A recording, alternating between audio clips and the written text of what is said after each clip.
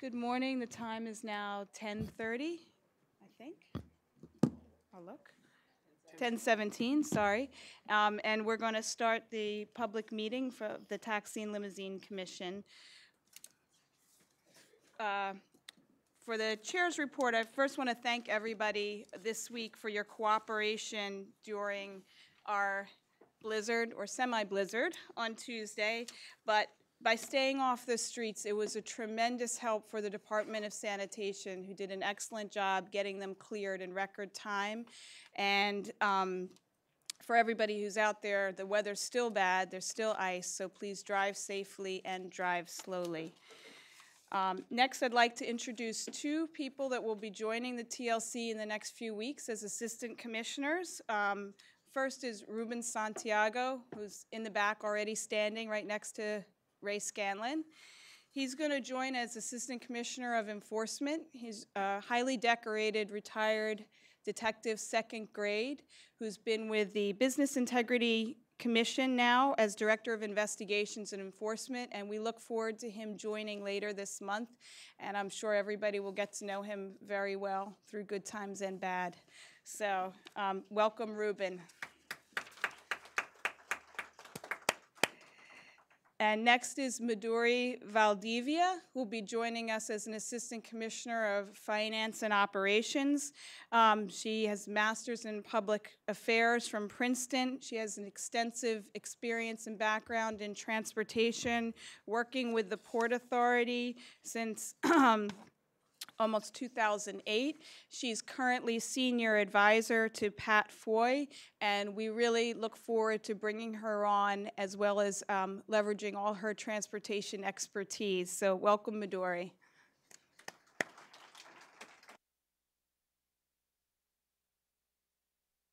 We have a pretty long agenda today, so I'm going to just move quickly through to the adoption of minutes.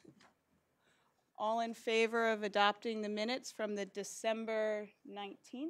Yes. December 19th public hearing? With that, the minutes are adopted. Next is base applications. Chris Tormey. Good morning. My name is Chris Tormey, Director of Applicant Licensing with the TLC. We have 17 livery base applications for your determination this month with 4 denials. All in favor of accepting licensing's report and recommendation? Aye. Aye. Thank you. That it's accepted.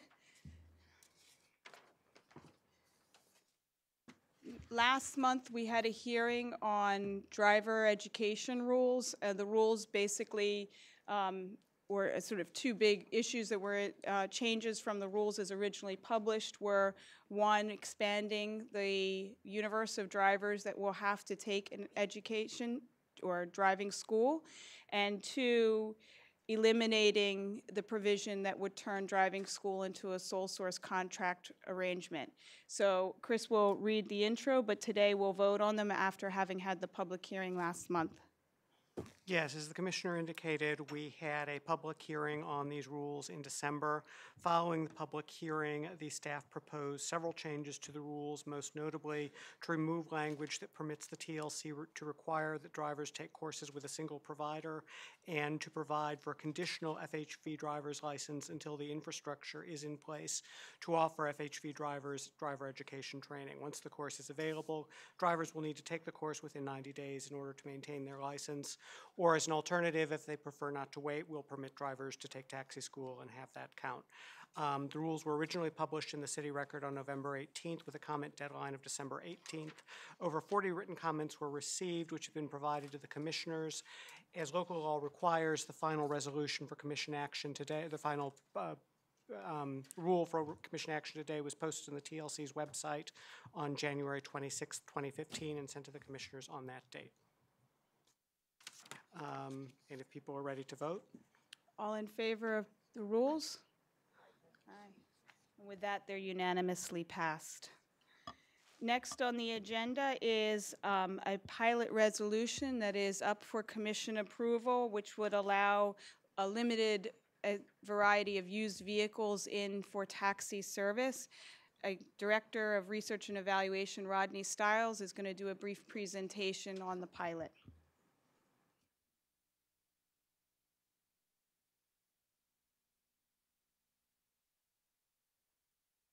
Thank you, Chair Zoshi, and good morning, Commissioners. I will begin by giving you some background on used vehicles in taxi service in New York, and then I'll outline the plan for piloting used vehicles. After, I'll take any questions you might have. Since 1996, the Commission has only allowed new vehicles with fewer than 500 miles on the odometer to enter taxi service. Before then, it was common for owners to purchase a used taxi or even a used police vehicle at auction.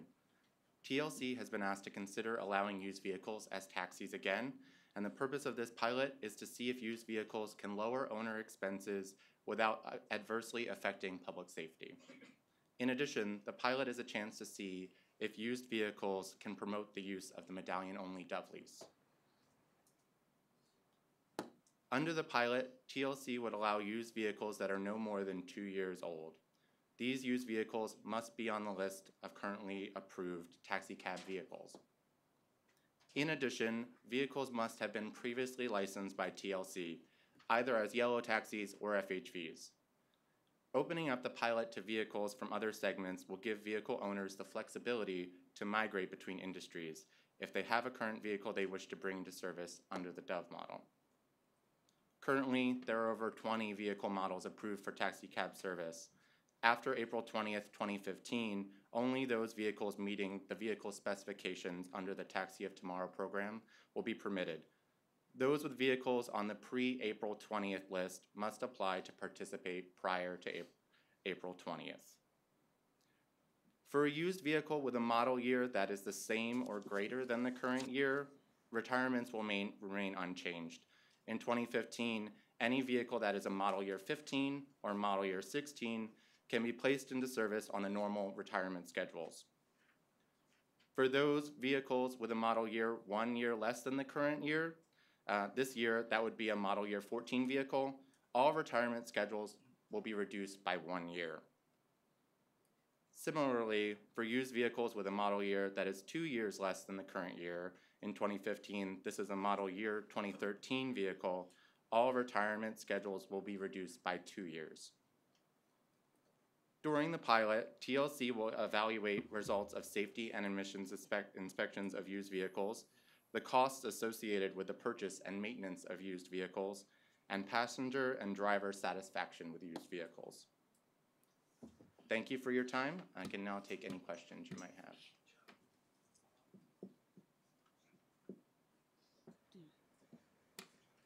Good morning. I got a quick question. Sure. As part of the program, when a vehicle is going to be entered into the pilot program, is there provision to capture the vehicle's mileage as it enters the pilot program? Yes, we intend to capture the mileage then and then at every subsequent inspection.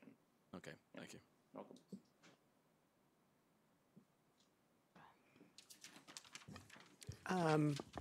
So as required by local law, the proposed pilot resolution was posted on the TLC's website on January 26th and sent to the commissioners on that date.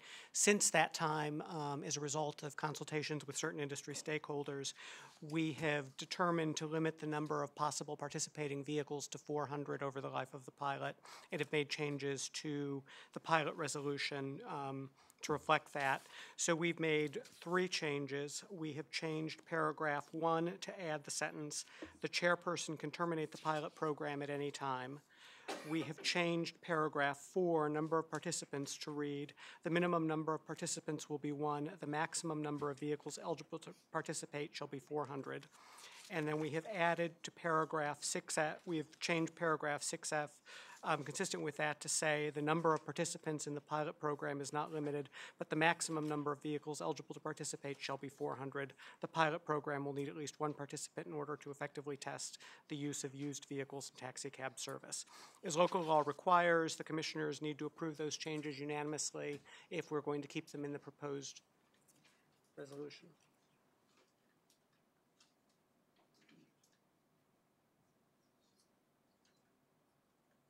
So the commissioners need to approve those changes.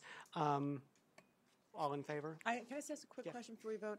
How are we deciding who gets these first 400 vehicles? I would assume that since this is going to save the owners money, that there will be some demand for them. So what is our procedure with that?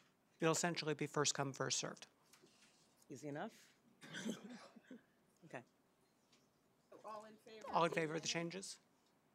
So the changes were approved, and so now you're voting on the pilot resolution as amended. All in favor? Okay. Next, we'll have a public hearing on owner must drive rules package that was published December 30th, I believe.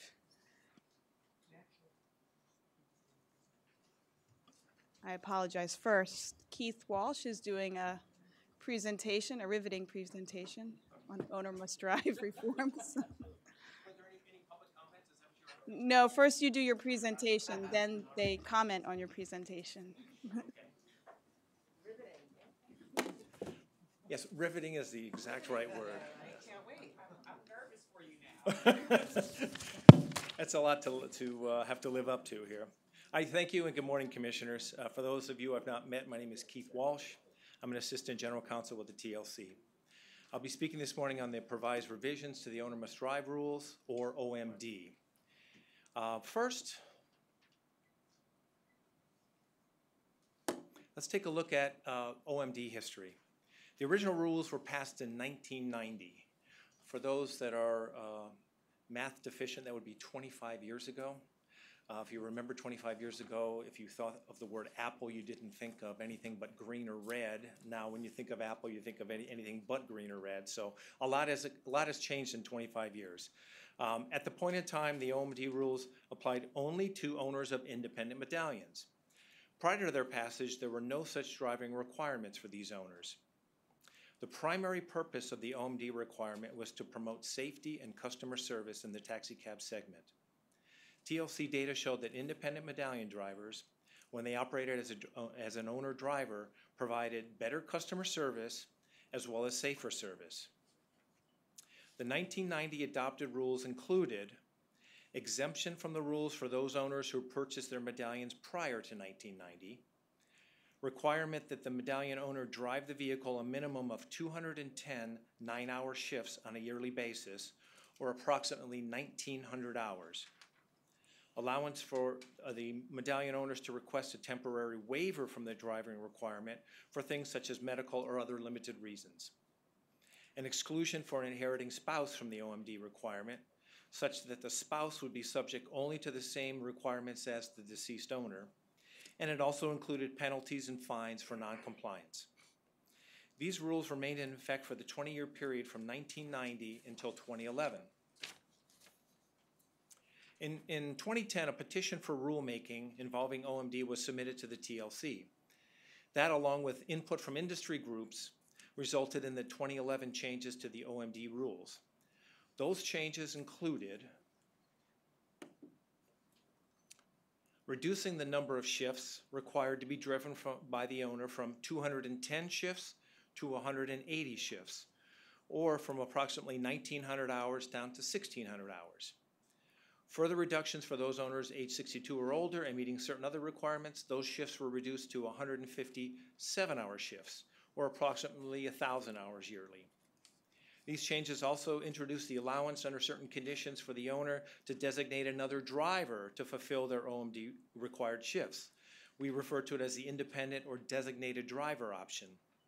And lastly, additional flexibility was included in granting temporary waivers from the OMD requirement, again, due to medical or other limited circumstances.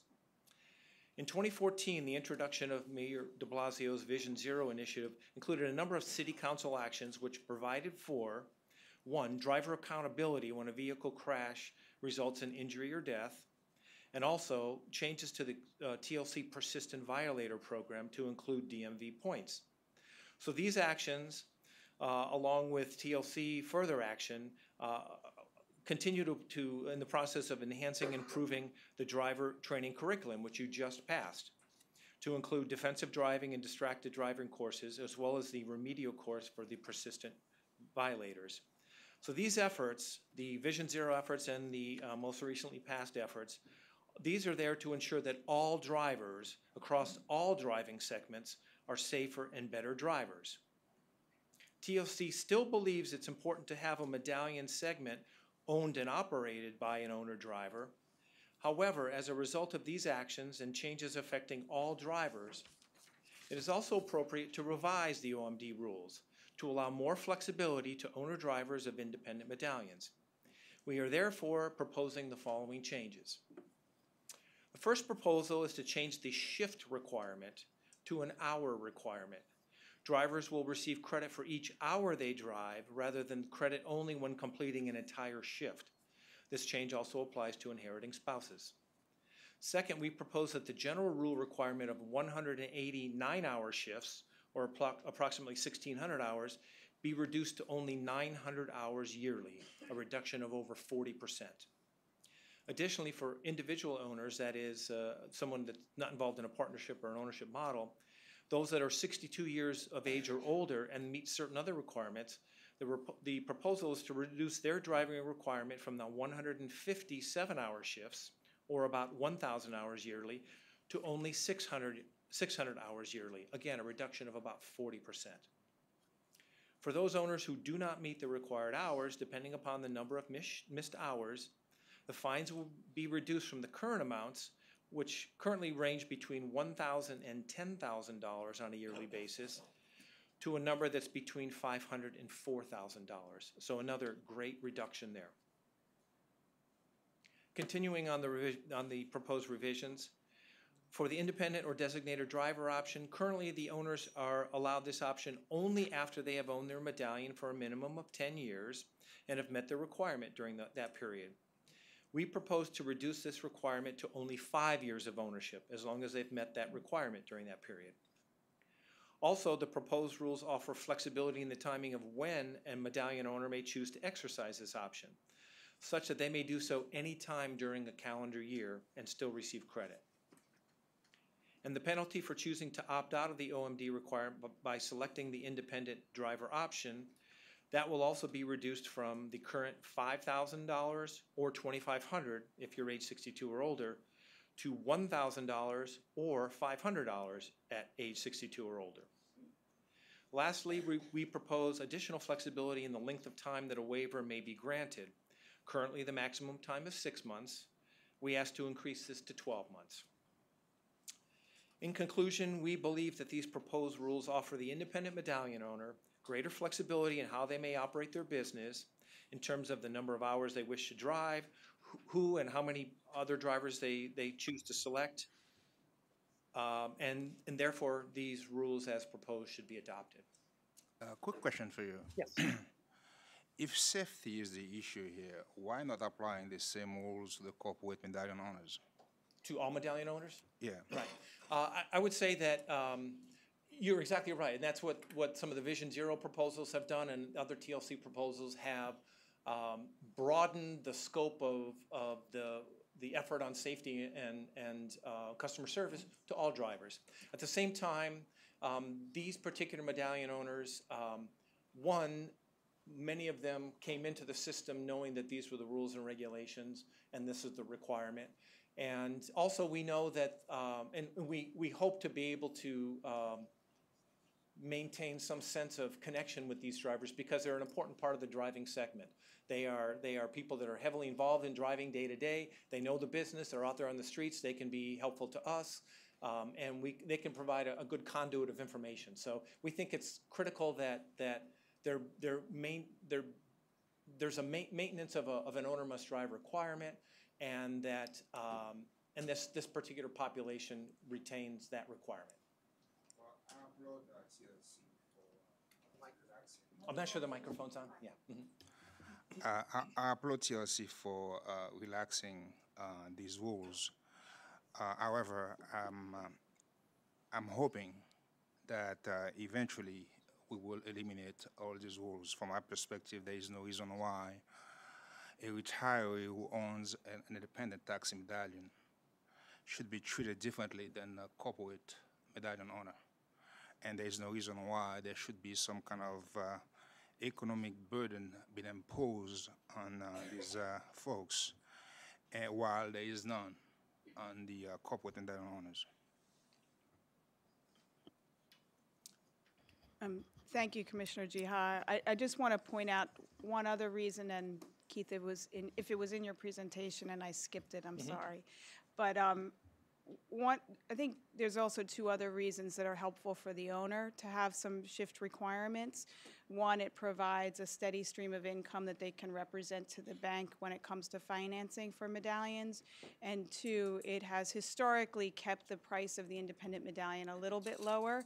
We don't know how that will play out in future years, making it something that years back became more affordable for individual owners to enter the medallion market. So we'll continue to balance the restrictions we put on versus the benefits they provide, and this isn't the first time we've tweaked these rules. I'm sure it won't be the last, but I think this is a good step in the right direction.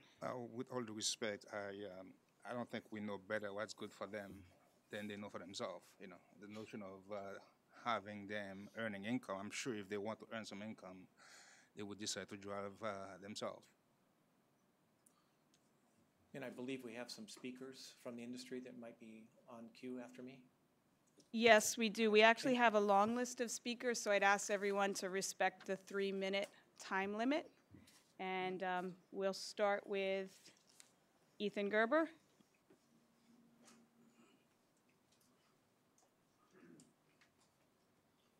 Good morning, Commissioners. I'll start off by saying I do agree with Commissioner Jiha that a total relaxation would be best, although I'm here today to say I agree with the changes and to say that I think the TLC has done a good job, although as far as the presentation goes, I remember 2011 slightly different. I'm the executive director of the Greater New York Taxi Association. In 2011, I stood with dozens of owner-operators, their widows, and their offspring, urging this commission to vote down changes that would increase penalties for people not meeting minimum hour requirements of the owner must drive rules. Due in large part to the heartfelt pleas of those people, this commission delayed the vote and then amended the rules to somewhat relax the penalties. It was due to the compassion of some of the commissioners, I remember Commissioner Marino in particular, that those draconian penalties were avoided and ultimately relaxed. Today you take a further step in the right direction, making the rules more humane and recognizing that people who own their own cabs are human beings who cannot work on a regulatory timetable when they encounter the normal events and sometimes tragedies of life. These people, like people everywhere, encounter divorces, family upheaval, disease, infirmity, death. Moreover, they cannot simply sell their most valuable asset just because rules say they must. All the normal factors, market conditions, interest rates, estate planning, needs, special needs, etc., play into these decisions. Today's rules will help loosen this regulatory chokehold, help older drivers fit in their time periods, and ultimately help maintain the value of these assets. So I thank the commission and urge passage. Thank you. Thank you, Mr. Gerber. The next speaker is Peter Mazur.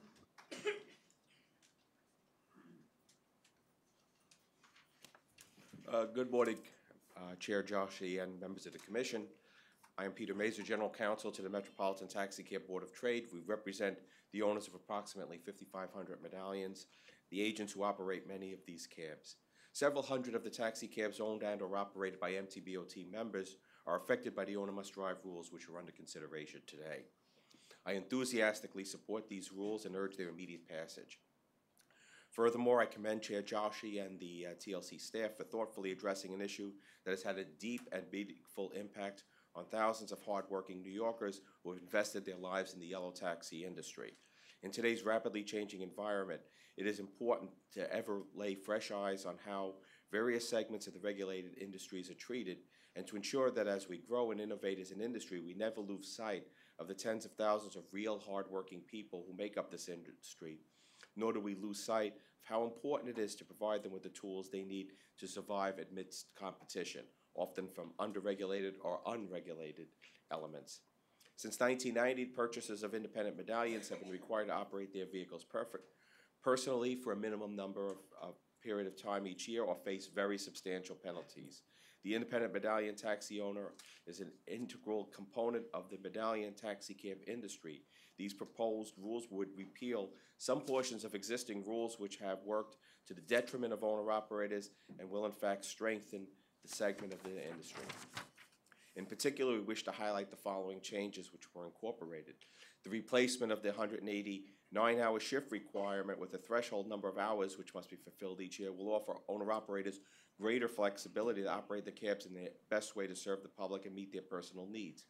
Many owners have been subjected to substantial fines, even though they are operated their taxi cabs on a full-time basis, simply because, due to health or other consideration, they could not remain on the road 9 consecutive hours every day. Since owners will now have to fulfill a 900-hour requirement rather than a shift requirement, they have flexibility to work less than 9 consecutive hours without facing thousands of dollars in fines. The penalties under the proposed rules are more proportionate to the offense. Under existing rules, an owner is required to complete 189-hour shifts a year.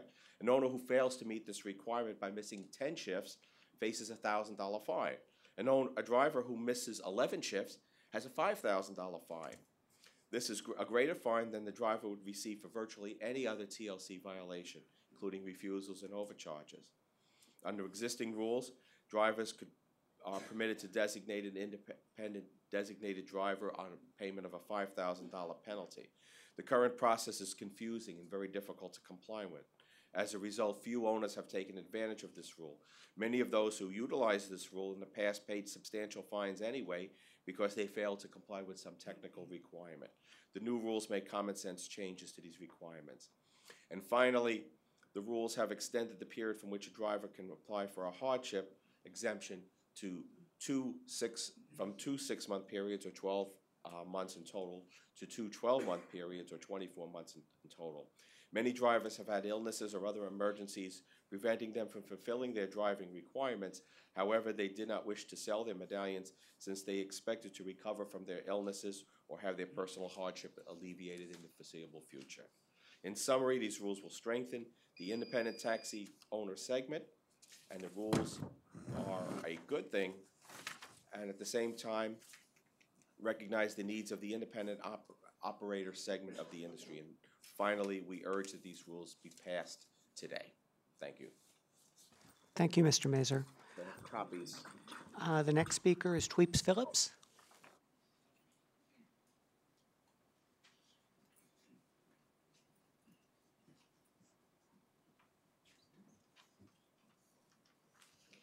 Good morning, Chair Joshi and Commissioners. On behalf of the Committee for Taxi Safety, we thank you for this opportunity to testify on the rules before you today.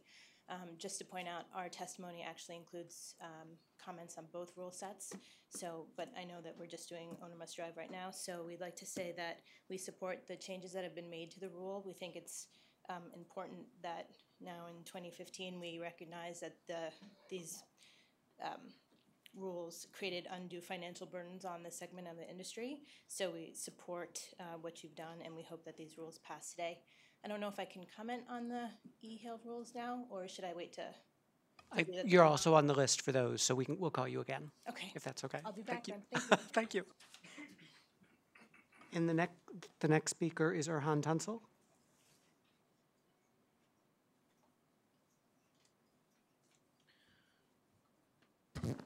Good morning, Chairman Joshi, Commissioners. My name is Erhan Tansel. I'm the Managing Director of the League of Mutual Taxi Owners. Thank you for allowing me to testify today. First of all, I would like to state that we understand the purpose of the owner must drive rules, which were put in place to make sure that individual medallion ownership successfully continues for the future generation of taxi drivers.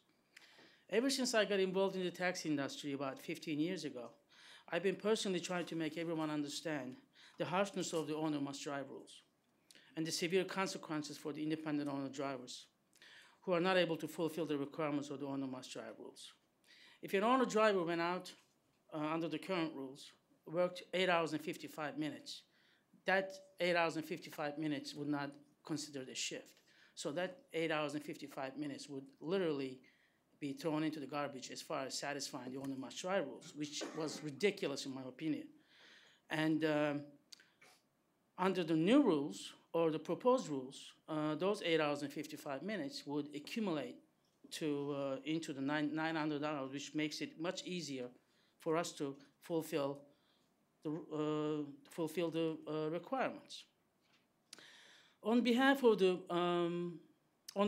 the members of the Legal Mutual Taxi Owners, I would like to commend Commissioner Joshi and her staff for recognizing the severity of the current owner must drive rules and realizing the necessity to modify them.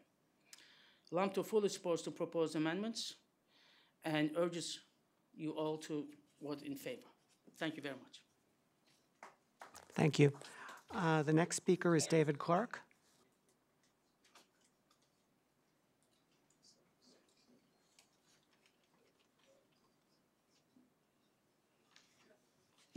Yes. Hello, good morning, Commissioner. My name is David Clark, and I'm a commuter van driver, operator, and owner. The reason why I'm here today is about the commuter van because the Taxi and Limousine Commissioner not focusing on the commuter vans. Mr. Clark, the rules today are actually about owner must drive in taxi cabs, not about commuter vans. Do you have comments on the owner must drive rules that we've posted? No, I just hear about the commuter vans only. There isn't a commuter van issue before the commissioners today, so if I could ask you to... Okay, thank you. Thank you. If you actually have comments on commuter vans, I can arrange for a staff member to meet you in the back so we can take them. Thank you. Cindy Davidson is right behind you.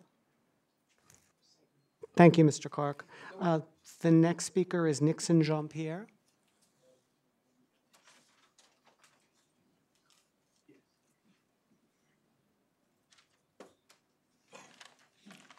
Good morning, everyone. My name is Nixon Jean-Pierre. I thank Commissioner Joshi and all the commissioners for meeting with us regarding John Amos Drive. It was a great meeting, and we appreciate the outcome. And I have a special thanks for Commissioner Gia. I really thank you for the statement because this is exactly what we wanted, but unfortunately we didn't get it. But we do appreciate what we get. We support the changes. So far, we no longer have to deal with 180 shifts or 9 hours. We can have a designated driver who has a taxi license from that is given by the commission, and we do support less penalties and the fines. We also support the waiver, which is no longer 6 months but 12 months. However, we do have some issues regarding the language. The commission proposed to revoke if the hours is not completed within a year, and if the driver missed 10 hours within 2 years or 100 hours within 3 years. So I think there should be more leniency when it's come to that, because revocation shouldn't be part of the topic because we work so hard to get there. I think one day we hope to have the other modes drive rules to belong to the relic of the past.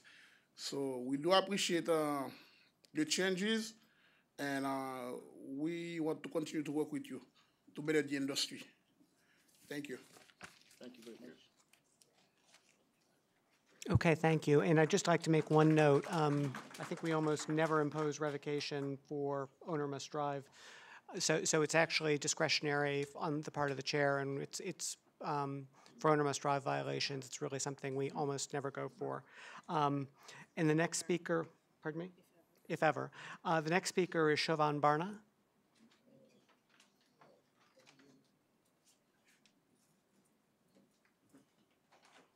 Hi, Mrs. My name is Shobhan Barua, and thank you for giving me the opportunity to speak, and thank you for Mrs. Commissioner and all member board here. And I'm owner driver. I'm driving almost 25 years, and 25 years, and I'm driving 7 days a week, and very hard to drive every day, single day, 17, 18, 19 hours. So not easy. When I show you this thing, if you read this paper, 17, 18 hours per day, and pay all kind of fee, all kind of taxi expense, $27,000 something left in a year. How I survive? This money, I have 2 kids. They're both of them in college. and very hard to leave this money. This one by the phone a statement, how much money I make, how much expense, and how much money I have in a year and left. And all fine and rural regulation, very hard for me to survive this business. So think about it, owner must have to drive rule, and whatever your opposite here, our group, and I appreciate you, everybody work with you guys. Thank you very much. Thank you. The next speaker is Bill Lindauer. Good morning. If Godzilla could go from being a bad monster to being a good monster, to defeating Mothra and Rodan, the TLC could go from being a bad monster to a good monster. And these are very progressive steps. And these steps are ones that were championed by the New York Taxi Workers Alliance, and I'm proud to be a member of that wonderful organization. And perhaps Beta V will be able to speak if she arrives. She missed her bus. But good work. I'm glad to see progressiveness and humaneness at the TLC, because a lot of the rules are still onerous and the fines are heinous. But this is a good step, great step. Thank you, Mira, and the commissioners. Thank you. And the next speaker is Beta V Desai.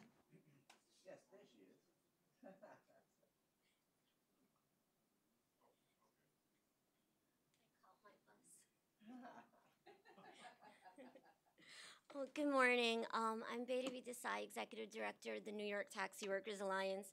I just wanted to echo what Bill had said. I remember a couple years ago when the changes were first made to the owner must drive rule, and we've been really supportive that individual owners who wanted to lease their medallion, particularly to drivers, individual drivers, as DOV operators, to take over their shift obligation. That's something that we had championed, and we were really pleased to see it pass. But we had continually said that the fine amount of $5,000 was too onerous, and we'd also seen that for many individuals, who didn't want to take that option, still wanted to continue to drive, but couldn't make the 180 shift requirement. So we're really pleased to see that the TLC was able to work with several segments in the industry and come up with this rules proposal. And so just wanted to add our support to it. Thank you. Thank you. And the last speaker is Hardev Otal.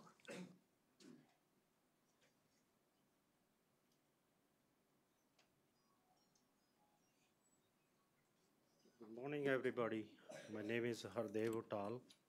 I own the individual medallion since 1993. And I'm still driving, that medallion. And like you said today, after 62 age, we have to drive certain hours or certain shift. I'm asking everybody, what is the retirement age in a taxi driver? And other things, like when we driving, there is so many problem on a street. Like a pedestrian, they keep walking on don't walk sign. And I think this should be eliminated, after 62 age or, 66, whatever the age is of retirement. Thank you. Thank you. Do any of the commissioners have comments, questions? Yeah, just a quick comment before we vote. And listening to Commissioner Jiha, I think I agree with your assessment. I do recall the hearing in 2011 the same way that Ethan Gerber does, and it was a contentious, emotional hearing. I think it was in the Bronx, if I'm not mistaken. And it certainly don't want to throw the baby out with the bathwater, and we're moving in the right direction, but if we're continually watering it down in the light of Vision Zero, where we're kind of taking safety from a more universal perspective, I think it's time to really look at these rules and try to eliminate them.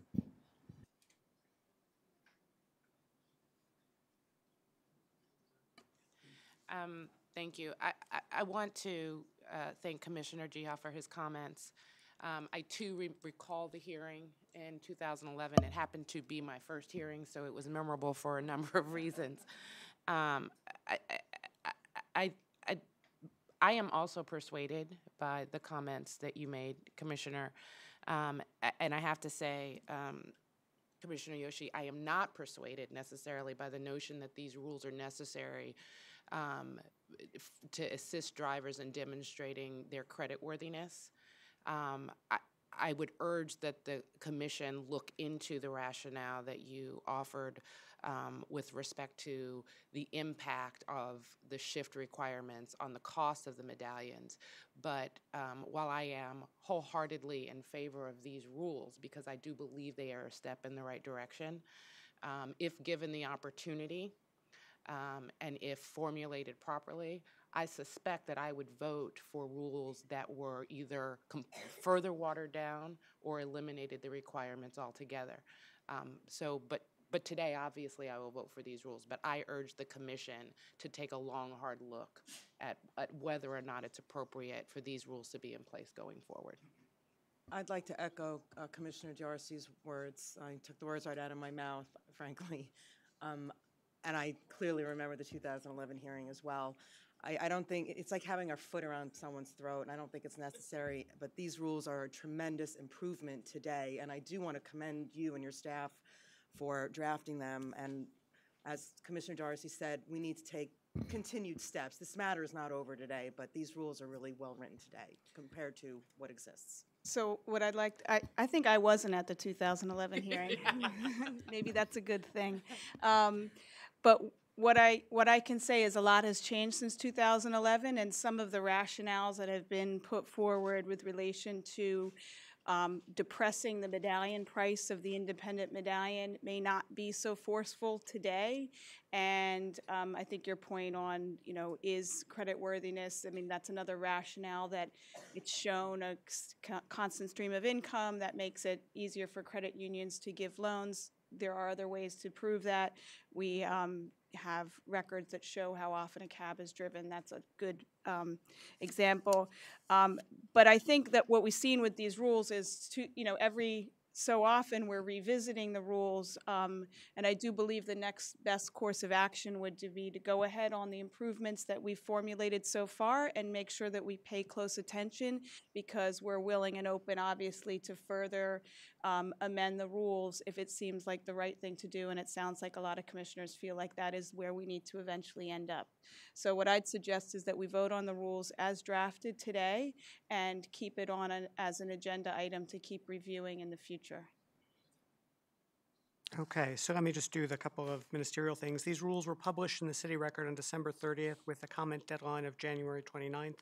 4 written comments were received, all of which have been provided to the commissioners. Based on staff feedback following publication, we made several mostly technical changes to the rules. These included cleaning up references to the holding period to 5 years, and we found several references to shifts, which we changed to hours to be consistent throughout. As local law requires, the final rule for commission action was posted on the TLC's website on January 26th and sent to the commissioners on that date. All in favor?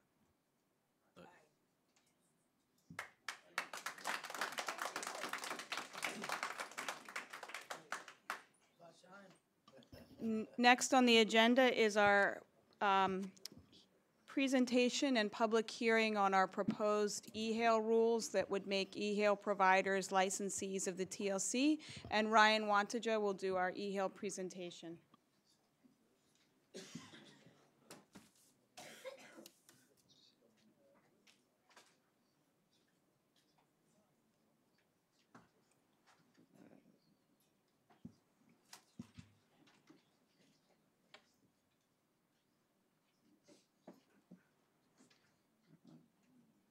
All right. Good morning, Commissioners. My name is Ryan Wantaja, Assistant General Counsel for the TLC. I'm here today to talk about our proposed e-hail rules, which seek to make permanent the e-hail pilot.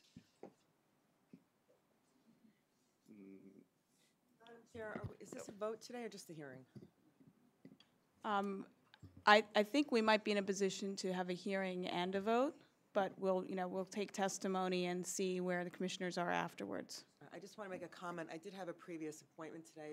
I informed Madam Chair, so if I do leave during anyone's comment, I apologize in advance. I'm not being rude. I had a commitment conflict today.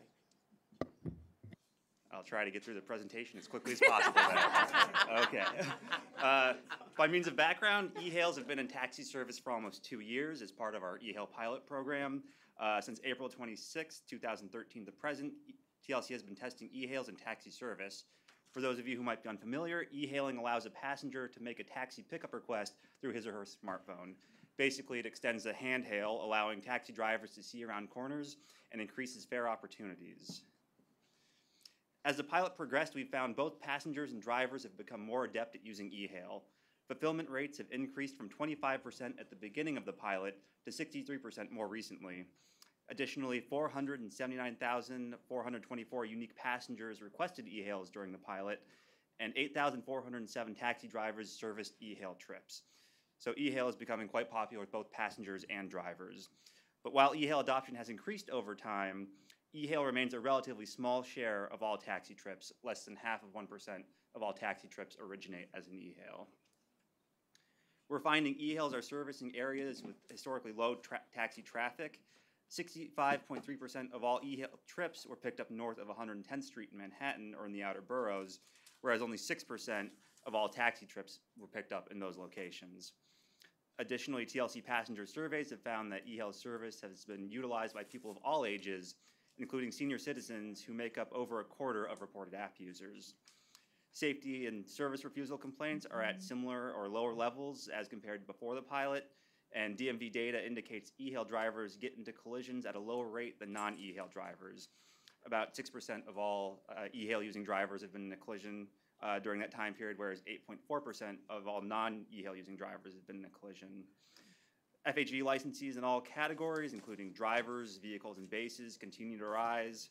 And given the low volume of trips that are e-hailed, the overall financial impact on both FHV and medallion industries has been small.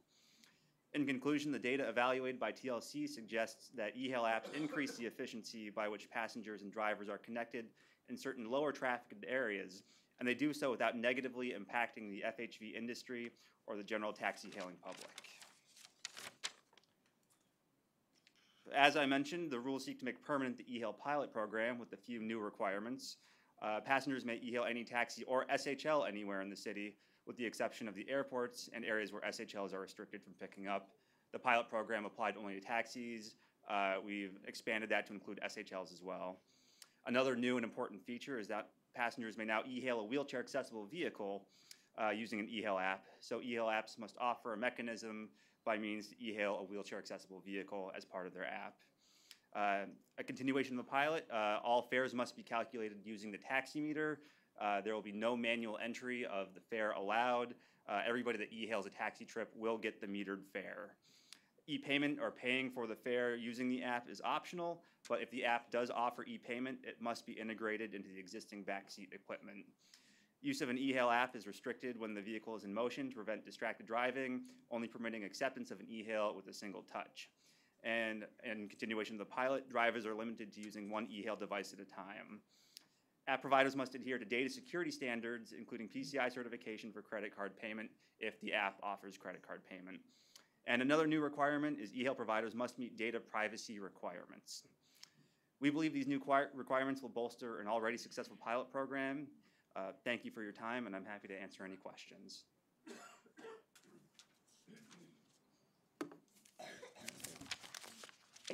If nobody has questions, we'll move straight to the public hearing. And our first speaker will be Councilmember Ben Kalos.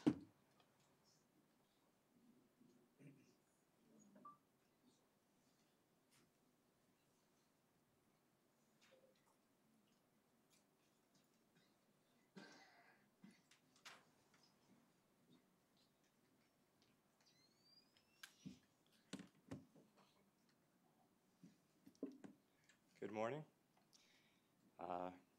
Chair Joshi and commissioners of the Taxi and Limousine Commission, as well as Commissioner Gia, how are you doing? Good to see all of you. I'm Councilmember Ben Kalos. For those of you watching online, those of you in the audience, you can tweet me at Ben Kalos. I represent the Upper East Side, Midtown East, Roosevelt Island, and El Barrio. Thank you for this important hearing and opportunity to testify to the TLC's proposed rules to establish a permanent e-hail rules for New York City. For my constituents, taxi cabs and livery cars are not a luxury but an essential part of public transportation network. According to the 2014 Taxi Cab Fact Book, yellow cabs provide an average of 485,000 trips per day to 600,000 passengers, moving 236 million passengers per year, with 90.3% of those pickups happening in Manhattan. With a single subway line that is over capacity and bus service rated worst in the city by the strap hangers, the Upper East Side relies on yellow cabs for public transportation. My constituents use cabs to go to work, meetings, doctor's appointments, TLC hearings, and everything else where transportation is essential. If you don't believe me, just try to hail a cab in the morning. Technology has recently disrupted the transportation industry, bringing many advances and efficiencies. The current rules as proposed by the TLC recognize the need for these efficiencies and innovation. To that end, I support these rules as a good start for government that must adapt to disruption, improving services for every New Yorker. Nearly 2 years ago, TLC authorized a pilot program to offer e-hails to New York City's passengers. According to a report by the TLC, which evaluated this program, even under the limited scope of the pilot, an average of 7,000 e-hails were received by participating drivers each day. Not surprisingly, 66% of these came from northern Manhattan and the outer boroughs.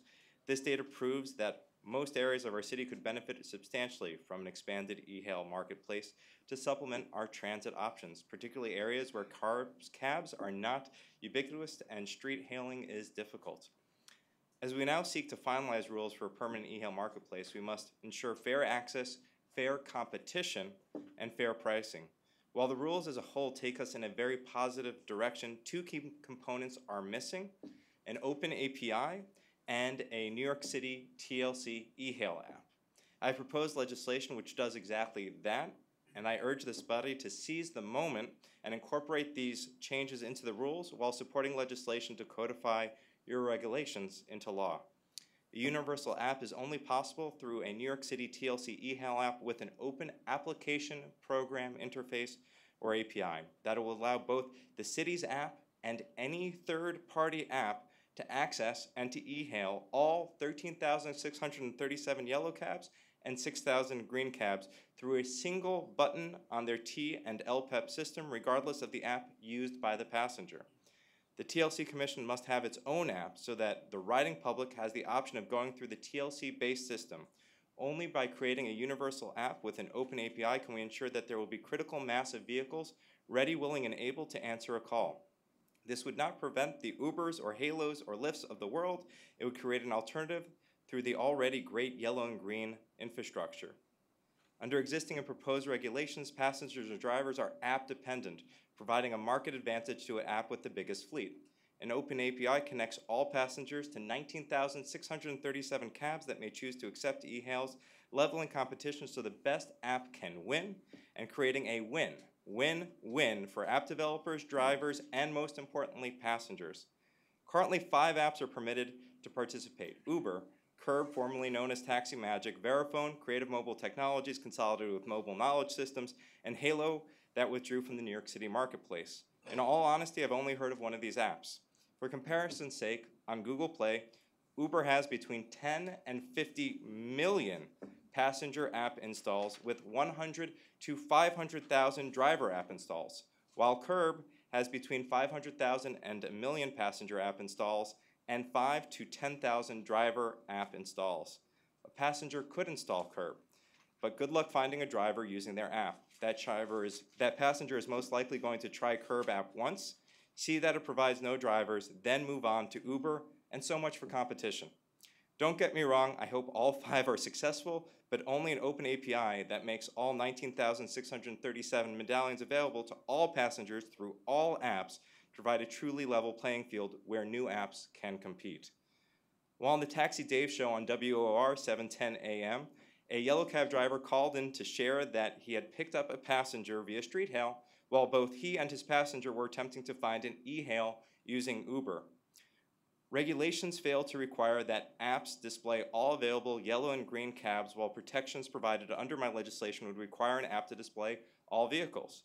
This prevents an app from hiding eligible yellow and green cabs in order to steer passengers to their own vehicles, where the app company can earn greater profit. In a Christmas Eve email to customers, Uber announced it was charging customers a $2 booking fee to use its e-hailing app for yellow and green taxis. Regulations proposed by the TLC fail to regulate anti-competitive practices that disincentivize the use of yellow and green cabs in favor of using an app's own fleet. Regulations must adopt the same protections as proposed under my legislation, which cap fees on apps using an open API and provide a free option to every passenger through a New York City TLC e-hail app. Uber continues to defend its practice of surge pricing, including charging 2.8 times the normal fare to New York City passengers during the recent winter storm when the MTA was shut down, leaving many stranded. Meanwhile, according to the 2014 Taxicab Fact Book, the average fare for a yellow cab was only $13.40, compared to $37.52, or 2.8 times that fare. The regulations fail to address surge pricing, while protections proposed under my legislation would guarantee passengers a metered fare no matter weather conditions or demand had increased. Lyft has accused Uber of bait-and-switch tactics. The regulations fail to address bait-and-switch tactics, while protections proposed under my legislation would forbid apps using the OpenAI from discriminating against yellow or green cabs, as well as from influencing passengers to use a vehicle that is not yellow or green. This would stop apps from hiding yellow or green cabs, from displaying splash screens, soliciting passengers to use other vehicles with or without incentives, or other anti-competitive tactics. I have enclosed a copy of the legislation in addition to passing new regulations as amended with feedback I proposed as well as others. I hope to have a resolution from the TLC in support of my legislation would not only codify your regulations, but provide additional protections. I'd like to close by commending the TLC on the work you've done thus far to foster an e-hail marketplace in New York City. I hope it will continue its forward-looking approach by adopting these changes so New Yorkers are able to access a competitive and fair marketplace, and TLC has the ability to make sure that every single New Yorker can hail a cab anytime they want to get where they're going as fast as possible. Thank you so very much.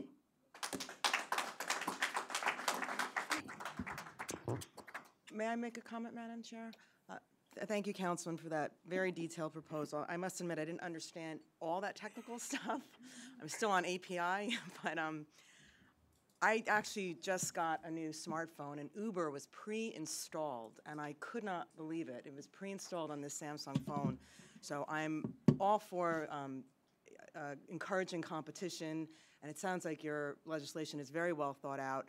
I don't quite understand how it ties all other apps in together and what the logistics and technology is to make that work. I'm assuming you've figured all that out, or someone has. I'm a software developer and lawyer. Okay. So. Well, I think the proposal sounds excellent, and I think it'll be great for the city and the industry. Thank you. Any other questions or comments? Are you asking for the city to develop an app itself, or are you asking the city to integrate all apps into some kind of platform? Two separate asks. The first ask is for the TLC to either build or license an app that would be the New York City branded app.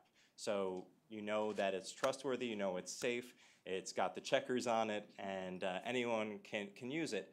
And that being said, the technology marketplace moves so very quickly, so I know that the very best we can hope to do as a city is to build a baseline, a product that we know works, that anyone can use, that doesn't have any additional fees, and will just work.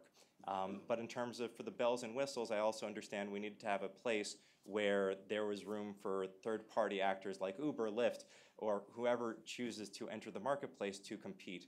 So the idea is every time a yellow or green cab presses the I'm available for e-hails through their TPEP LPEP system, that would go to a computer, and it would be listed on that computer, and that computer has what is called an API, and any app would be able to go to that computer and say, hey, do you have any cabs near 81st in New York where Ben Kalos is trying to hail a cab? And it would spit it back. the same way to the city app as it would to Uber or Curb or whomever, and in so doing, it means that all 19,637 vehicles could be made available. So the first piece is an app. The second piece is this API that would be open to all, and it would be something that the city had ownership over, so that we wouldn't be dependent on a TPEP or LPEP vendor to open up their own system. Thank you so very much, and while I'm here, I just want to thank all the drivers for getting me and so many hundreds of thousands of other New Yorkers where they need to go every morning. Thank you very much.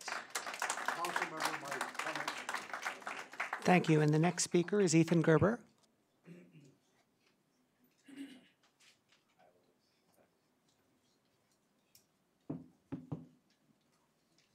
I'm Ethan Gerber, the Executive Director of the Greater New York Taxi Association, a progressive leader of the taxi industry. We promoted many of the changes that transformed our industry, the first fleets to be hybrid, to be wheelchair accessible, to use credit cards before these were mandated. Today we are in a time of rapid transition. App companies like Uber and Lyft have spent hundreds of millions of dollars promoting their technology as disruptors of the industries you regulate, that you promote, and in the case of medallions, that you have sold to the public. At the same time, they have taken the public position that they are not transportation companies at all, and therefore beyond the regulation of this body and bodies like this throughout the world.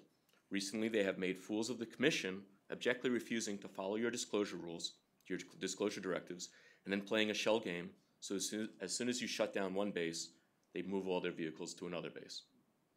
Today, you make several positive advancements, and we support those changes, and the effort that the TLC and the staff has recently made to come to grips with these rapid changes.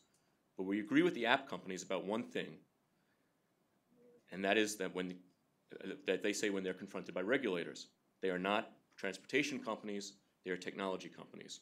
We, the for-hire transportation industries, cannot and do not compete with technology. We are a highly regulated infrastructure that has been gradually modified and improved since the creation of the medallion system since back in 1937.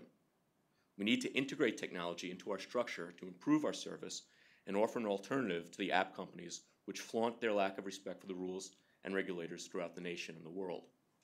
Thus, while the rules today are an improvement over the premature and hastily designed pilot program which devastated all your regulated industries, the better solution, one we have urged for over a year, is what you just heard from Councilman Kalos, a uniform taxi and street hail livery app, one that is in all yellow and green cabs, that interacts with TPEP and LPEP, and where multiple companies can enter the market through an open API platform.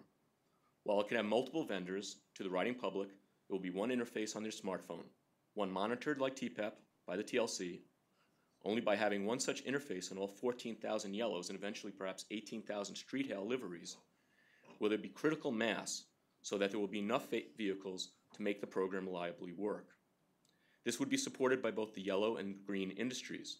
I've met with the leaders of both, and also by the disabled, who would be able to designate an accessible vehicle by simply pushing a button. I salute Councilman Ben Kalos for his foresight in proposing a plan like this. I note that America's second and third largest cities, Los Angeles and Chicago, are now beginning to implement these changes that would provide a great alternative through their regulated, predictable industries so that passengers do not have to wrestle with price gouging, privacy violations, lack of oversight, and accountability that has plagued the app world. There is a place for these companies, but the regulated brick-and-mortar New York for-hire companies should be allowed to compete in an equal footing. Thank you, Madam Chair, for the improvements your team has made. I ask you to join Councilman Kalos in the next big step, which will proudly put our taxi industry back in its rightful place as the best, the most advanced taxi industry in the nation. Thank you. Thank you, Mr. Gerber. The next speaker is Michael Simon.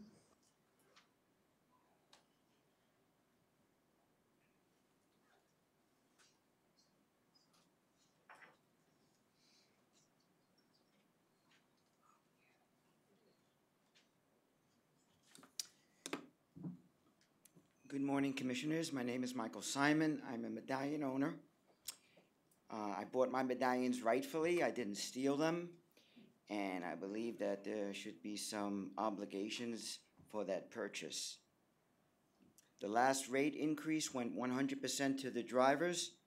It's all been lost to the ride shares.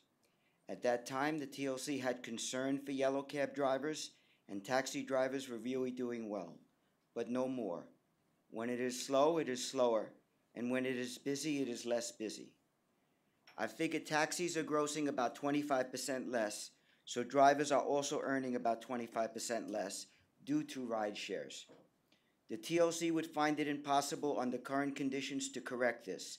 If it were to improve an eventual meter rate increase, ride shares would just keep its prices Mr. Simon, steady. do you have comments on the e-hail rules before the commissioners? Yes, it is, because it all relates. These e-hail rules are playing very, very important roles in almost the entire industry, so everything I'm saying, I believe, is relevant. Would keep its prices steady. I support the rules, yes. The ride shares would just keep its prices steady, and the rate increase would produce nothing because taxis would lose passengers to the ride shares. The functioning of a regulated and non-regulated player in the same class of service is impossible. The regulated service would have to stand down, and this is not right. Why would a player who hasn't bought these rights have the upper hand to those who have? How can an individual medallion owner or a mini fleet operator who needs drivers compete against the likes of Uber, which offers substantial sums of money to drivers and then supports their income? We are not talking about large fleets here. We are talking about minis and individuals. The situation as it stands now is demeaning to the taxi owner, who sees that what he has paid for, others have gotten free. The people of New York deserve the income produced from the sale of taxi medallions for items like pre-K and affordable housing. The TLC should seek the highest price for medallions at auction, and the city has every right to pass rules that enable it to sell medallions at the highest possible price when its proceeds go for the public good. A private company that has only the interest of making money for its shareholders should not be part of this discussion. In years to come, taxis and Uber-like cars will morph into identical forms. Why would you choose the one who hasn't paid for those rights to be a taxi over the one who has paid? That makes absolutely no sense. Ride shares are a fad and should not play an oversized role in changing your policy or in the long-standing progress the TLC has made in improving the lives of taxi drivers. The TLC should keep the integrity of the medallion strong as a preeminent investment for the for-hire industry. Okay, I need to ask you to sum up. Here's your 3 minutes. Okay, I don't have too much more. Taxis and for-hire bases have different ways of billing. Taxis use a metered rate, and the cost is calculated at the end of the ride. For-hire services use a quote system, so that before the ride begins, the rider knows how much it costs. But ride shares are using the smartphone and GPS as a taxi meter. The telephone has taken on many purposes, and one of them is the ability to meter a ride. Just like there are different forms of telling time, watches, clocks, etc., there are different forms of metering. The telephone GPS is a meter, and it is being used for the same purpose as a taxi meter. Mr. Simon, I'm going to have to ask you to stop. Okay. All right, all right. Okay, thank you. And let the record reflect that Commissioner Marino departed at 11:25. The next speaker is George Laszlo.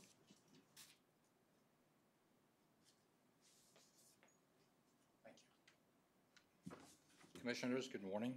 Is it still morning? I'm not sure. First, I want to thank Councilman Callis for showing up today. There's only one thing that he forgot to do, which is to ask you not to vote on this today. But is he still here? And if so, could you please make that request? My main objective for being in front of you today, by the way, I'm the executive director of the Taxi and Limousine Research Center, a relatively new organization, so many of you may not be familiar with that. One of the things that sets us apart is that we are actually not involved in the industry directly. In other words, we have no financial interest, we don't drive cabs, we're not an insurance company, we're not selling taxis. So we are actually looking out for the best interest of the riders and the drivers, essentially. My main objective for coming to you today is to make sure that you do not vote on this rule today. Ms. Marino rightfully and clearly stated that she does not truly understand the software implications and the IT implications. Well, I will tell you that what you have here today is actually going to be disastrous to what you're trying to accomplish. But my main point that I wanted to make to you is one that wasn't on the slide that was presented earlier, and that has to do with the surge pricing that the council member also alluded to. I think that you're going to undermine the entire yellow and green cab industry by accepting this as part of the provisions.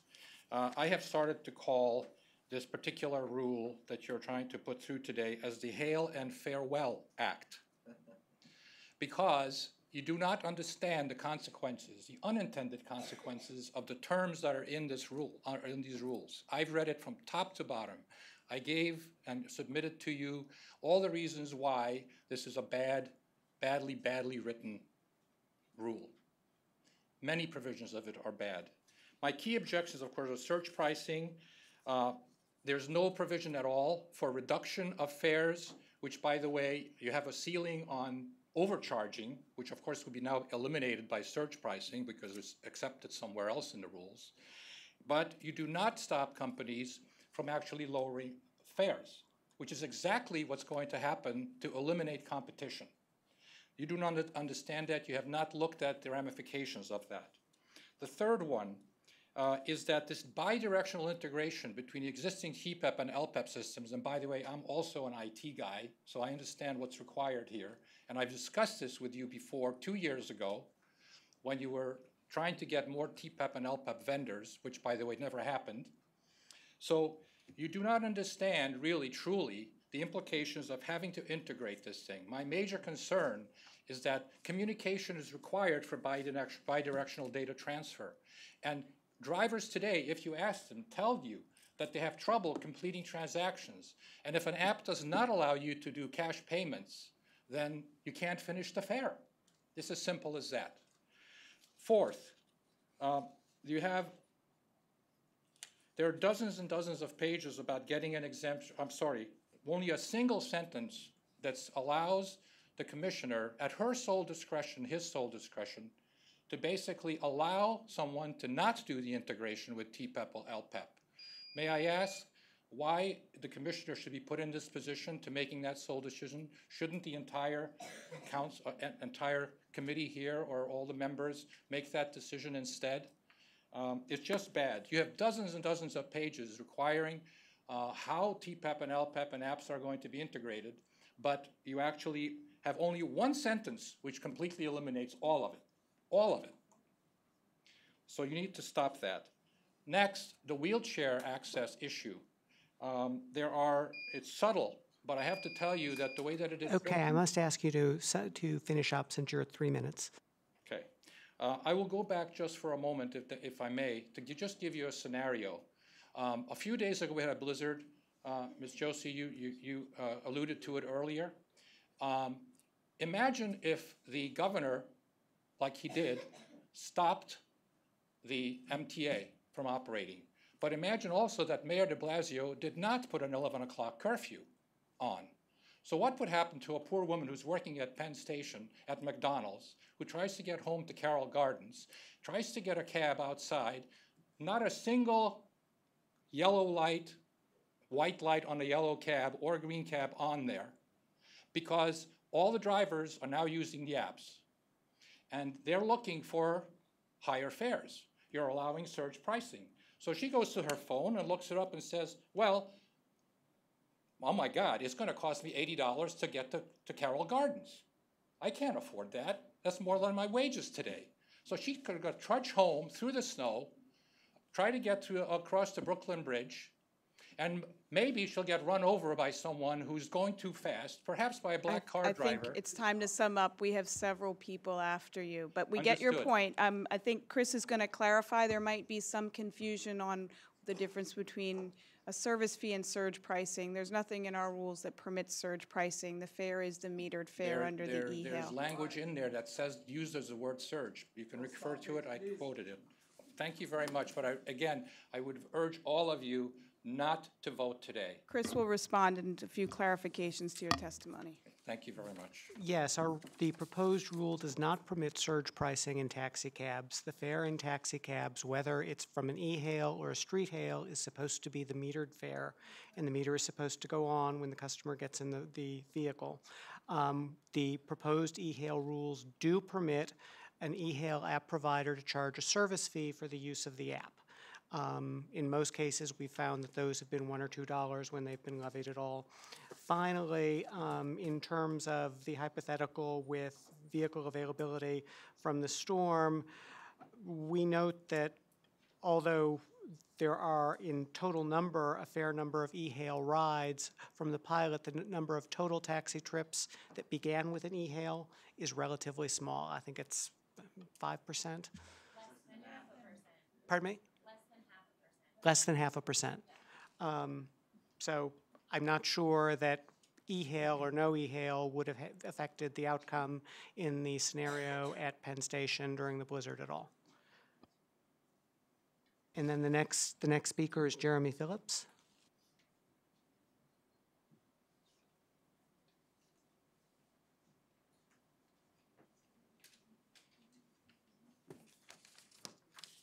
Hello.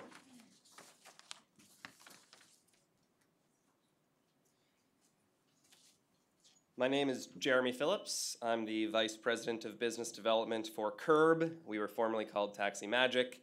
Our corporate name is Ride Charge Inc., and we are an approved e-hail vendor to the TLC e-hail pilot program. Curb is an app that connects people to safe, reliable rides from professional drivers. We only work with fully licensed and insured taxi cab drivers. We currently partner with over 90 taxi companies in 60 US cities, and our technology powers millions of rides per month across the country. I'm speaking on behalf of Curb in support of the continuation of the TLC's e-hail program as a set of rules. We believe that e-hail provides more choice and convenience for all New Yorkers and helps New York City taxi drivers better serve all the boroughs. However, in order for e-hail to reach its fullest potential and prove successful for drivers and riders, TPEP integrations for booking is essential. Currently, there is no rule that requires TPEP vendors to allow the transmission of e-hail bookings to the TPEP's front seat driver information monitors or to TPEP's mobile data terminals. That's the front seat computer that the driver gets messages on, which drivers are already trained to use. In our 60 markets, we leverage that existing driver information monitor, or sometimes it's called an MDT. We leverage that existing in-cab infrastructure to send millions of our trips to the tens of thousands of drivers on our platform, including in New York City as part of the Accessible Dispatch program. We power the Wheels on Wheels app. The trips go to the driver's DIM already. By integrating with the available in-cab dispatching technology that's already available in the taxis in New York City, we are able to ensure that drivers see our trips on the hardware that they are already trained to use, rather than requiring them to divert their attention to additional devices in the cab. Preserving the safety and efficiency of the e-hail program hinges on the ability for all participants to be able to send trips to drivers via this DIM or MDT. As a result, TPEP vendors, CMT and Verifone, must be compelled under commercially reasonable terms to do so. Additionally, through integration to the TPEP and or the meter in the 60 markets that we currently operate in, we only send trips to the drivers that are available and seeking those new riders. Not all drivers are created equal. Some are on trips and not looking for additional trips at that very moment. Some don't want to be on New York City, and the TPEP vendors have access to the information required for this integration. We argue that cab availability through the TPEP and or meter integration should be made available to all e-hail vendors for free, or at very least under commercially reasonable terms at most. It is essential to know whether a cab is available and seeking a trip before offering them another ride. Having access to cab availability data would, again, increase efficiency and preserve the integrity of the e-hail program by ensuring that available drivers receive trips from as many sources as possible and have the opportunity to serve as many New Yorkers and others as they can. Curb has tested and deployed our integrations around the country with Mobile Knowledge and CMT, and we have a clear track record of success. We ourselves are the TPEP equivalent vendor in over 45 markets, including Chicago, LA, and DC. Therefore, we know that being a TPEP vendor in New York City is lucrative enough without assessing fees to e-hail providers for the DIM and meter integrations that would make the e-hail program a real success. We currently have open applications with the TLC to be a TPEP and LPEP vendor for this very reason. We cannot stress enough our support of the continuation of the e-hail program contingent upon the passage of certain rules that will encourage all e-hail vendors to work together in pursuit of a safer, more reliable program, an effective program overall. Any questions? Thank you. I just want to respond to your point about integration for driver availability. That's not currently part of the package. It's definitely something that, it's an interesting point, and we want to have a better understanding of whether it's necessary to regulate in that arena or not. And it's something we'll be keeping our eyes on as we go forward with licensed e-hail, and look forward to your continued input as you move into the e-hail world here in New York. Great, thank you. The next speaker is Richard Thaler.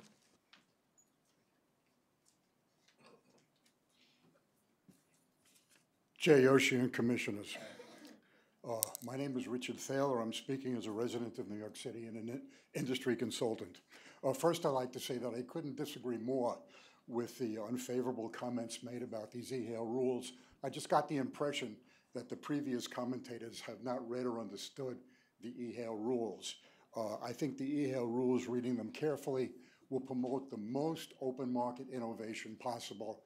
In fact, that every licensed e-hail vendor would be compliant with the objectives previously stated, especially by Council Member Kalos. My technical comments are the following. Regarding the rule requiring a TPEP-LPEP provider to provide an API for e-hail provider to receive the fare elements from the taximeter when the taximeter is timed off, the API requirement should be modified in order to avoid an additional point of failure to the e-hail fare payment process. If the API enables the transfer of taximeter fare elements by means of a web host API, although the delay for the e-hail app to receive the fare data may only be a few seconds, poor cellular coverage may increase the delay or cause a failure of the e-hail app to receive the fare data. Therefore, as a minimum, the API should be required to enable the NFC, the Near Field Communication card reader, to support transponder communication to the e-hail smartphone, where the NFC reader would transmit the fare data to the smartphone NFC interrogator APR, and that would be the Java JSR 257, totally inside the vehicle. As long as the communication of the fare data is confined to the taxi, poor cellular coverage cannot cause a failure. However, if the TPEP-LPEP system fails, the passenger should be allowed to key enter the fare elements, so at least they could pay the fare using the e-hail app. Alternatively, an API requiring the use of Bluetooth Low Energy communication between the TPEP-LPEP system and the passenger smartphone e-hail payment smartphone app could be considered. Next, drivers should be required to log in at the start of each shift with an e-hail registration code so that the system would then begin to track the availability of these vehicles and their location. The PIM should add the e-hail fare payment option to the cash. What? Step back a little bit. Oh, too loud? The PIM should add the e-hail fare payment option to the cash and card payment types, so the passenger can select that e-hail registration code of the driver. If a lease driver is allowed to use only, and this is, I didn't understand this part of the rule. If a lease driver is allowed to use only one device for e-hail, the smartphone, and e-hail fare payment, is a driver allowed to use their own mobile if the taxi owner installs what you called a permanent device? If a permanent device is installed, would every approved e-hail provider be required to install their e-hail app in the permanent device, even though the device may not be able to support the specific e-hail application requirements? Just a few more things. Regarding the API documentation that TPEP-LPEP vendors must provide to the TLC for distribution, hopefully the API that would be provided by TPEP and LPEP would be given to the TLC for distribution to all applicants through the TLC, so they wouldn't be dealing directly with the TPEP, LPEP providers. Now, these requirements should include the following. Standard format, just give me about a minute. Standard format for API library and language. If it's getting the information over the internet, it should be an REST API. If NFC, Java for Android, or Objective-C for Apple. Reference guide for documentation and API libraries. The providers certainly should provide the documentation necessary to develop the system. A software application supporting a taximeter interface to enable e-hail applicants to develop and test the e-hail apps. Because if the developer... Can I ask you to wrap up, please? I am. If the developer doesn't have the documentation, how can they complete the application? And finally, the TLC should provide all API documentation to each e-hail applicant when the applicant notifies their intention to file an application. Thank you. Thank you. The next speaker is Anthony Parisi.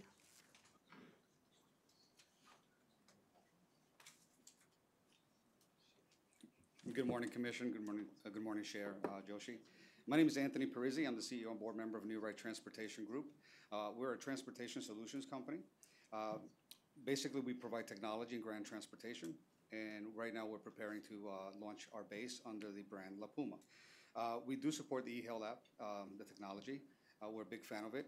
We're in the process of also providing wheelchair accessible vehicles into the industry.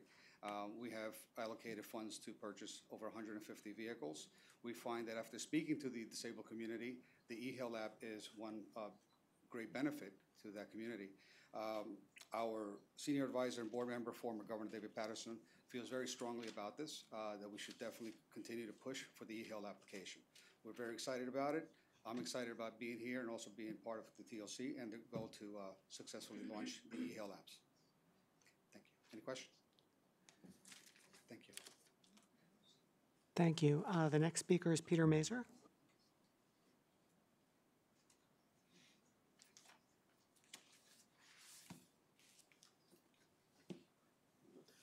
Good morning. I am Peter Mazur, General Counsel to the Metropolitan Taxicab Board of Trade. I speak in support of the proposed e-hail rules and urge their passage.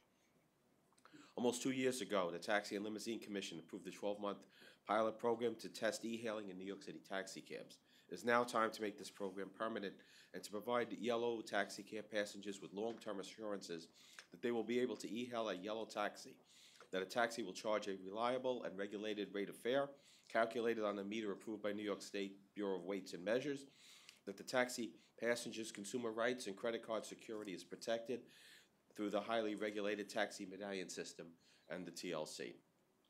E-hailing is here to stay and can be a helpful tool for taxi passengers and taxi drivers alike. As the Commission has reported in its findings concerning the pilot program, many of the concerns raised by some who were opposed to e-hailing and taxi cabs simply have not come to pass. Drivers using e-hailing apps are no more likely to be involved in accidents than other drivers. Refusals and overcharges have not increased through the use of e-hailing. Incidents of dangerous driving, cell phone use have in fact decreased, according to TLC data. And significantly, e-hailing has most often occurred outside the central business district, so yellow cabs have become more commonplace in northern Manhattan and the boroughs. The proposed rules require certain elements in the program that will protect the public. First and foremost, all e-hail app providers must be licensed by the TLC, since the owners of the apps must obtain and maintain a license to continue in business. The city and the TLC has some assurances that rules will be followed because there's too much at stake for an operator who chooses not to comply with the TLC rules, whether it be to provide reports and data or just ensure that the app works correctly and that the right fares are charged and that payments are processed. Second, any app must work exclusively with the taxi meter. The integrity of the meter and the assurance that a true and correct fare will be charged to all passengers is the hallmark of the yellow taxicab industry. Drivers who overcharge passengers face license revocation, and rightfully so. With the e-hail program, there will be no virtual meters allowed in yellow cabs, no unapproved devices for calculating fares. Every passenger using an app will know the basis for calculating the fare on the trip. Third, only metered rates of fares can be charged. There will be no unapproved surge pricing or other forms of price gouging that routinely occur at the whims of certain individual app companies that operate in the black car and livery industries. Fourth, these rules are inclusive and welcoming to any and all e-hailing apps that comply with the rules. The rules do not pick favorites, do not exclude anyone. And they do what good regulation should do, which is to innovate while protecting the public and not at the expense of the public, and to regulate by respecting industry participants like drivers and owners and not working against them. And finally, all fares will work through the existing TPEP and LPEP, so there will be a record of all trips and integrity and security in the processing of payments. These are also important passenger safety features. E-hailing is not intended to replace the customary methods of obtaining a taxi cab as set forth in the definition of hail. In the central business district, and at most hours, passengers will still be able to raise their hand and get a cab. However, e-hailing will assist the provision of taxi cab services at off hours when cabs may be scarcer and in areas where there may not be as many taxi cabs available for hire. E-hailing will be a means to improve taxi cab efficiency and utilization. So in conclusion, I'll just say that e-hailing may revolutionize the iconic New York City taxi cab market in much the way that TPEP revolutionized the taxi cab industry and LPEP the SHL industry. E-hailing is a win-win model for New York City taxi cabs, expanding service safety and reliability, and we urge immediate passage of these rules. Thank you. Thank you. The next speaker is Tweeps Phillips.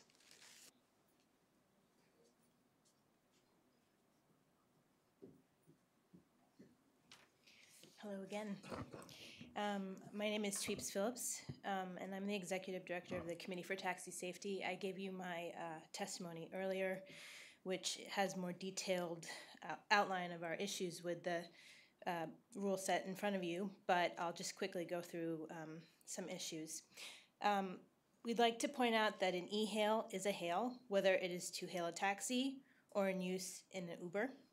This fact cannot be divorced from one another because street hail is as instantaneous as an act of the smartphone e-hail app can provide. We urge you to look at and address how black car apps like Uber have operated without a regulatory framework in New York City. Secondly, the Commission has mandated that any yellow taxi app that wishes to offer seamless pay through the app service integrate with the current two TPEP providers. Since both of these e-hail providers wish to compete with app makers for e-hail business, they have successfully become gatekeepers, shutting out other innovative app makers. Competitors should not be allowed to dictate terms of how they will accept competition. Perhaps Councilman Ben Kalos's universal e-hail bill would help to level the playing field between the yellow taxi and the black car e-hail world. Thank you again for the opportunity to speak to you today, and if you have any questions, I'm happy to answer.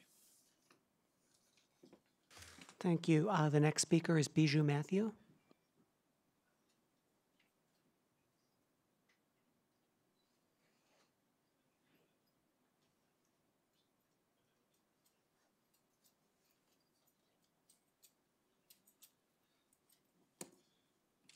Good morning, Commissioner Joshi and the rest of the commissioners.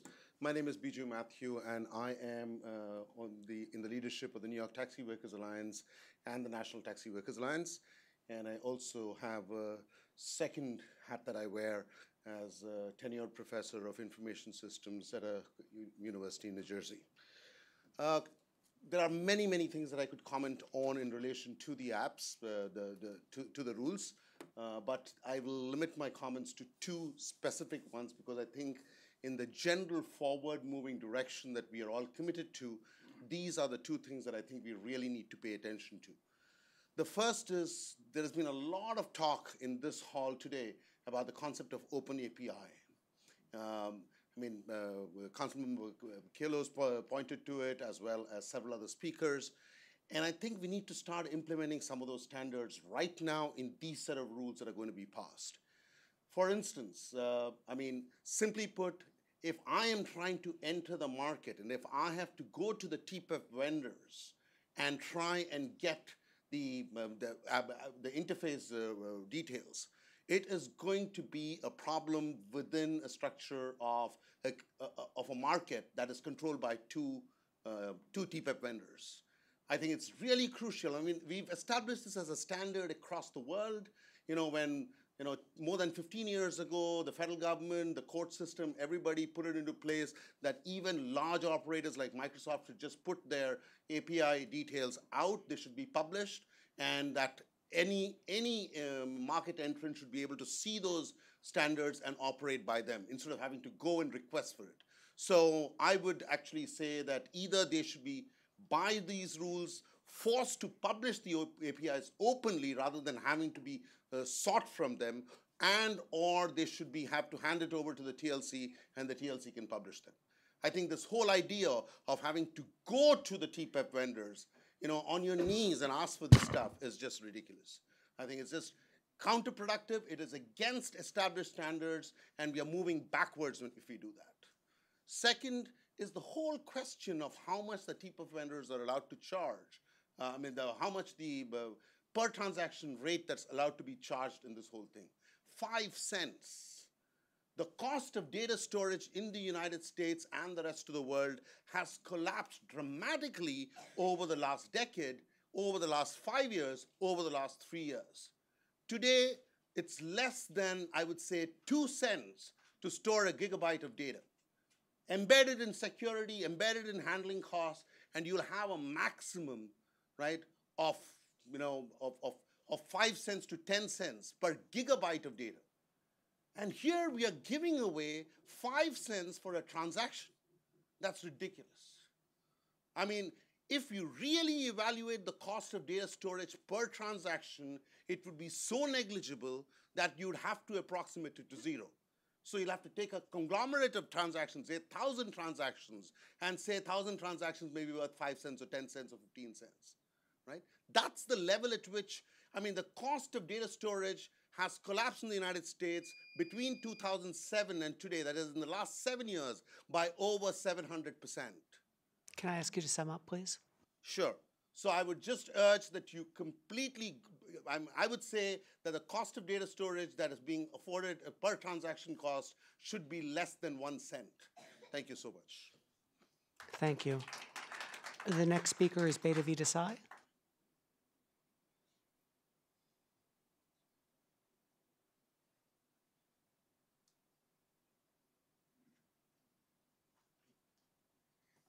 Good morning again.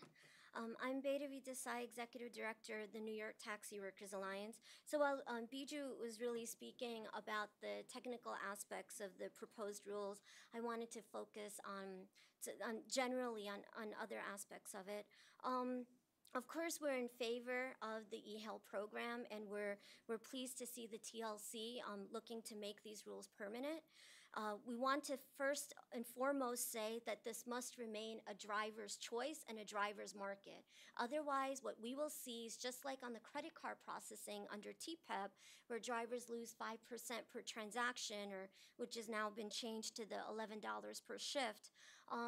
We will have just another corporation that's going to take a dig, to gut driver incomes. And so it's important that this remains a driver's market, and we're pleased to see that that is what you're proposing in these rules.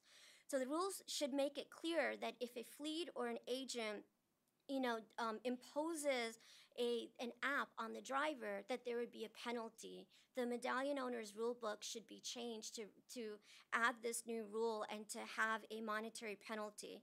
There should also be requirements for the app provider to turn over e-hail payment to the driver and allow the driver to pursue prosecution at the TLC Oath Tribunal if the app provider has not, it still continues to owe money to the driver. Just like under TPEP with the credit card processing, if the fleet or agent does not turn money over to the driver, it's clearly in the rule book that that's a violation, and so driver would be able to file a complaint. Well, similarly, if an app provider holds drivers' money, we should be able to file a complaint at the TLC. There should be a cap on the processing, the percentage for the processing for the e-hail payment. We don't see that anywhere in the rules. And TPEP actually should be responsible for locking out drivers from accessible dispatches if the course has not been completed. There's a lot of confusion as to the course requirements we've seen in the past, and it's the TPEP vendor that's currently responsible for locking out drivers who are, for example, if the hack or FHV, the hack is suspended. And so similarly, it should be the TPEP vendor's responsibility to monitor this, not the eHail app's responsibility. As far as the app companies are concerned, this is really important to us. You take a company like Uber, which has, Uber X, Uber Black, Uber SUV, and supposedly Uber T. Well, in Uber T, they use the app basically to gray out the taxis. They sign up taxi drivers under the Uber T so they can present to the consumers that they've got the most number of vehicles under their app. But in reality, they gray out the taxis. And so we're not really able to have those fares, we're at a competitive loss. You'll recall around the Christmas season when Uber raised the price on passengers from $1 to $2, if they were going to use the dispatch from an Uber T. In that same message, they said, oh, but don't worry, because Uber X is even cheaper. How a company that does that, it must clearly be stated in these eHail rules that a company that basically gives us a disadvantage in this market would have that license revoked. It's absolutely fraudulent behavior, and that no company should be able to get away with it. Similarly, if you find that an app, I'll just wrap up with one last point.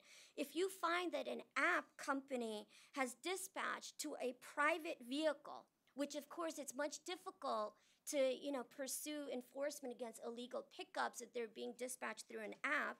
And as you know, the Uber X model across the country, so-called rideshare, is actually dispatching to private vehicles, private motorists with private insurance, like they do in New Jersey. Well, if they're going to do that to vehicles here, not only should that license obviously be revoked, but we would say that the TLC should strongly work with the Attorney General's office and pursue racketeering charges, because by the letter of the law, that is organized crime.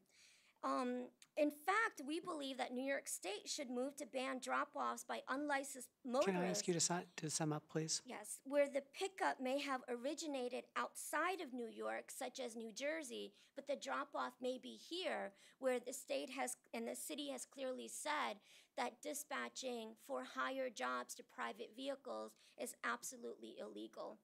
And so we think that these rules just need to be made more stronger in order to truly provide us a level playing field. Thank you. Thank you. Should I ask him if he's still here? The last speaker is David Clark, who I think wanted to talk about commuter van issues and not eHail. Is he still here? No, I think then that's our last speaker. So that concludes the public hearing. Okay, I think we've had a lot of good points raised. I'm sorry, Commissioner Jiha, did you have?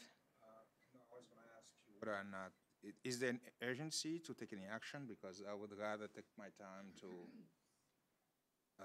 review and, to understand a lot more about what's taking place in terms of this technology. And We have actually an ongoing pilot, so people that are now providing eHail services can continue to provide eHail services. And it's important to move forward, but I respect the fact that there's been lots of points that have been brought up today that we need to consider. I strongly feel, though, that we should take a definitive step towards codifying and turn the app providers into licensees. This is a new chapter, and like with all of our chapters, we tweak them relentlessly as we go along. And it's also good to see how the initial rollout works, so that when we make decisions about how to further finesse them, we're doing that based on actual feedback. Sure. So I think it's important to go forward with what we have today, but two of the points that struck me that definitely need further examination is, one, on integration with driver availability. If that's something that the market cannot sort out by itself, then we will need to step in and set regulations and require that. My preference is to see if we can try to see if the market can work that out. But let's see if that can be resolved through competition. But if not, we stand willing to make changes. I think that as I speak for the commission in saying that. The other issue that I think that was suggested in Kalos's bill is forcing everybody to work through the DIM. I'm not so sure, that may be a choice, but I'm not comfortable with that being a requirement. I think people that run apps like the branding that comes with having their app facing, the public facing and driver facing something that they design, so not necessarily through the DIM. But nothing in our rules actually prohibits using the DIM. It's just a matter of can the parties work together to come up with a commercially reasonable solution. And again, I'd like to let the parties have that opportunity to do that, but if there are going to be impediments because the players cannot get to commercially reasonable terms, then we should stand ready to step in and finesse the e-hail package to set those terms for them.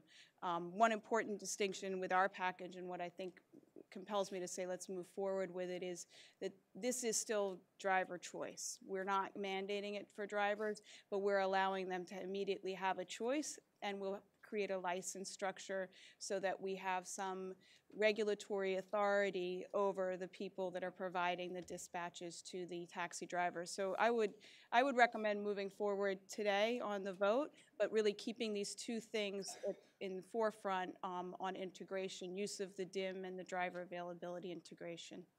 This is new to me. My concern is I have not really studied and really have a good understanding of the ramifications.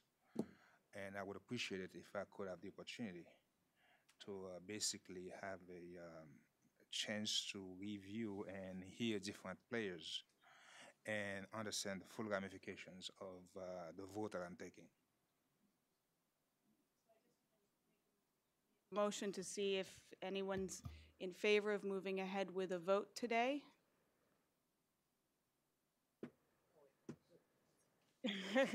Not allowed to be on your phone when we're talking. And is anyone in favor of moving ahead with a vote today? With all due respect to Commissioner Jiha, I mean, I think when any commissioner needs a little bit of time, we should give it courtesy, but my preference would be to move ahead. I second that motion to move ahead if possible. It seems to me that moving ahead certainly doesn't preclude us from considering and deliberately moving forward as it is deemed necessary on any of the comments that were made today. But what we do get if we move forward today and if the vote passes is a codification and the ability to regulate these providers in a different way. Is that, have I summed that up properly? Yeah, nothing in the proposed e-hail rules prohibits some of the changes that were suggested today. Okay. Do we need to vote on the motion? Yeah, I'll call the vote in the motion to move ahead. All in favor? Aye. Aye. Okay. These rules. I'd also like to make just a general comment, just to echo what Madam Chair said, her remarks on driver availability. The one thing, while it's new and exciting and innovative, I'm still a little on the fence on driver availability in that I'm still not sure what the objective benefits are for driver availability, in particular the benefits to the drivers and the passengers, and whether use of availability and things like open API and what have you doesn't inadvertently harm those same drivers and passengers and possibly even the TPEP and LPEP vendors. So while I am open to hearing more about details around driver availability and use of API, I am prepared to vote today. Okay, thank you. These rules were published in the city record on December 30th with a comment deadline of January 29th. 9 written comments were received, all of which have been provided to the commissioners. As required by local law, the final rule that's up for commission action was posted on the TLC's website on January 26th and sent to the commissioners on that date. All in favor? Okay, they passed unanimously. I just want to make the point that, I think it's a good step forward. That's the reason why I vote for it. But at the same time, I would have appreciated the opportunity to have the time to review. And we can make sure that we have more, you can meet with our staff and have more discussion about some of the feedback that we get to on the one-on-one meetings. And I think that concludes the meeting. Thank you. It's 12:05.